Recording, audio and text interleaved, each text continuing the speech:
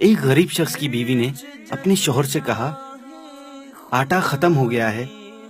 شوہر نے کہا تمہارے پاس کچھ ہے؟ بیوی نے کہا 50 روپے ہیں۔ شوہر نے کہا وہ 50 روپے مجھے دے دو اور ایک تھیلا بھی دے دو۔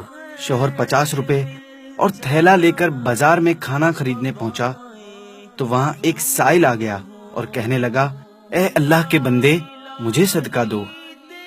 وہ شخص وہاں سے دوسری دکان پر چل پڑا۔ سائل اس کے پیچھے پیچھے وہاں بھی آ گیا اور کہا اے اللہ کے بندے مجھے صدقہ دو۔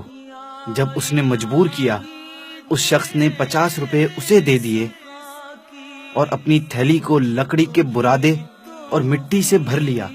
گھر پہنچ کر دروازہ کھٹکھٹایا تو دل گھبرایا ہوا تھا کہ بیوی کو کیا جواب دوں گا۔ دروازہ کھلنے پر شوہر نے تھیلا گھر میں رکھا اور چپ چاپ وہاں سے چل دیا۔ پیچھے بیوی نے تھیلا کھولا تو اس میں عمدہ سفید آٹا موجود تھا۔ بیوی نے آٹا گوندھ کر اس کی روٹی بنا لی۔ جب رات کا کچھ حصہ گزرنے پر شوہر گھر آیا تو بیوی نے اس کے سامنے عمدہ سفید روٹیاں رکھ دی۔ شوہر نے پوچھا روٹی کہاں سے بنائی؟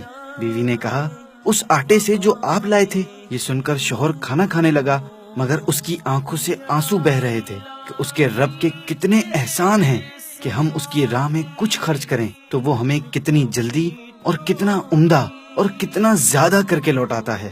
حدیث پاک کا ارشاد ہے صدقہ کر کے اپنے اور اپنے رب کے درمیان تعلق پیدا کرو، تمہیں رزق دیا جائے گا، تمہاری مدد بھی کی جائے گی اور تمہارے نقصان کی تلافی بھی کی جائے گی۔